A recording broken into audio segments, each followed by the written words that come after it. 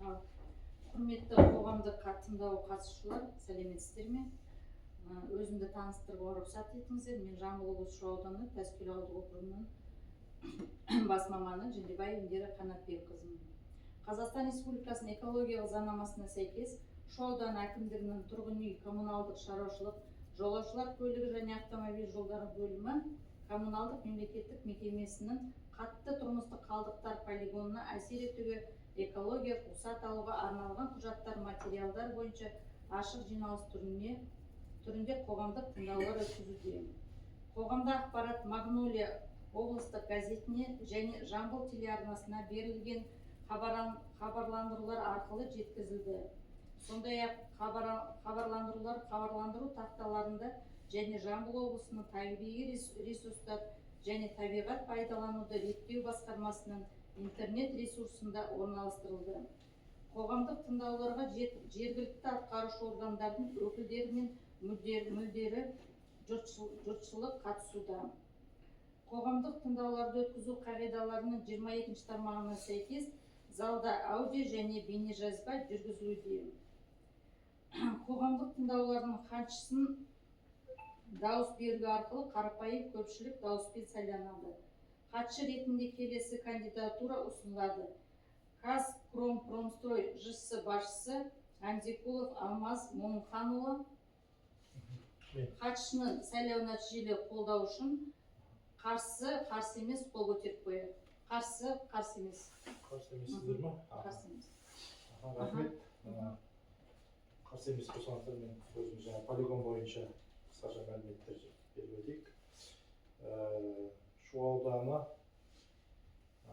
әкімдік тұрғын үй коммуналдық шаруашылық жолаушылар көлік және автомобиль жолдары бөлімі коммуналдық мемлекеттік мекемесіне қарайтын қатты тұрмыстық қалдықтар полигоны Шу ауданы Тасөткел ауылдық округінің Тасөткел ауылының батысынан 2000 метр қашықтықта орналасқан. Мынау сіздерде биыл бітеді уақытысы емиссия рұқсаты. Сол бойынша біз жоба әзірлеп жатырмыз. Жоба келесі жылға уже сіздерге рұқсат жоқ тастауға.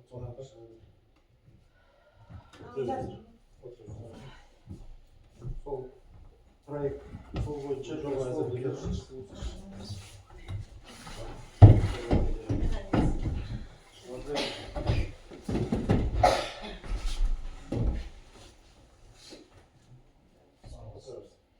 Ұйымдастырылған қатты тұрмыстық қалдықтар полигонында келесі жұмыстар жүзеге асыруға тиіс. Қатты тұрмыстық қалдықтарды қабылдау, қалдықтарды сақтау және оларды оқшаулау және көму. Полигон экологиялық қауіпсіздік қамтамасыз ететін қажетті инфрақұрылыммен жабдықталған. Қатты қалдықтар сақтау және көму барысында атмосфераның, топырақтың, жер үсті және жер асты сулардың ластануына жол бермейді. Сонымен қатар кеміргіштер, жәндіктер және ауру таратушы организмдердің көбеюіне қарсы іс-шаралар жүргізіледі. Қалдықтарды нығыздау жұмыстар жүзеге асырылады. Бұл полигон аумағына тиімді пайдалануға және қалдық жүктемесінің біркелкі тарауына мүмкіндік береді. Атмосфераға ықтимал ететін әсерлері: қатты қалдықтар полигонда барлығы 9 бастауыш көзі бар. Біреуі ұйымдастырылған, 8 ұйымдастырылмаған жұмыс істейді. Бастауыш заттардың шығындарына 10 шеңберден тұрады. Норматив шартты шығындарына жобасына сәйкес жалпы рұқсат етілетін шығындардың көлемі 6,3834 тонна, оның ішінде қатты бөлшектер 2,3282 тонна, газ тәрізді және сұйық заттар 4,0546 тонна. Шығындар бойынша болжам көлемі 26 жылға, біз 10 жылға рұқсатталып жатыр. Сол бойынша методикалармен есептелді.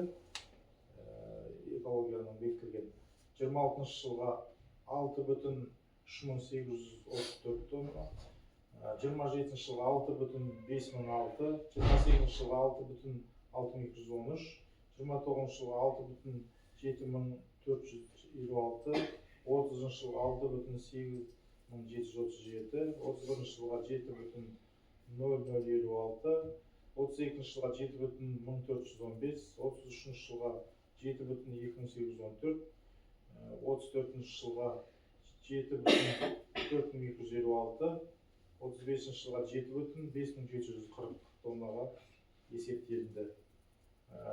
Жер ресурстарына және қойнауына ықтимал ететін әсерлері қалдықтарды басқару бағдарламасы аясында қалдықтарды сұрыптау, жинау, сақтау, көму бойынша нормативті талаптар сақталады.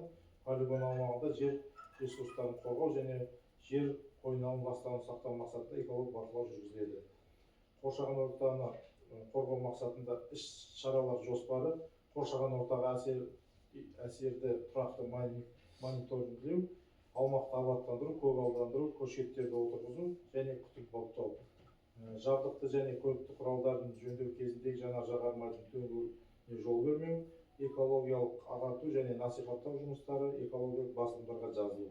Табиғатты қорғау акциялары бойынша жоспарлы сенбіліктерге ұйымдастыру және оларға қатысу. Жанар-жағармайдың материалдарын төгілуіне жол бермеу мақсатында қауіпсіздік талаптарын сақтау жұмыстары бойынша сұрақтар жүргізілді. Жоба бойынша сұрақтарыңыз болса, қойыңыздар. Сұрақтарыңыз бар ма жоба бойынша? Сұрақ жоқ. 2026 жылға арналған қоршаған ортаға эмиссиялар экологиялық рұқсат алу бойынша жобалық құжаттамаға қатысты ашық жиналыс түріндегі қоғамдық тыңдаулар өтті деп есептеймін. Назар аударуларыңызға рахмет. Қоршаған ортаны неқтегі полигон ғой, қазір кейін келіңіз, соған құжаттама дайындайды. Сол үшін жиналыс өткізіп отырмыз. Полигонға төгесіз. Полигонға төгемейсіз, бірақ соған рұқсат алыңыз. Рұқсатыңыз биыл бітеді сіздердің. Соны біз жаңағы алу үшін жоба дайындап жатырмыз. Соның жобасы дайындап қойдық, енді осындай қоғамдық сіздерге түсіндіру жұмыстарын жүргізілді. Егер де сұрақтарыңыз жоқ болса, жиналысты жабық деп жариялайық. Мына жерге қатысушылар өздеріңіздің фамилияларыңызды, телефон нөмірлер не обязательно өздеріңіз білесіздер, жазсаңыздар жазыңыздар, жазбасаңыздар қол қойып шығыңыздар.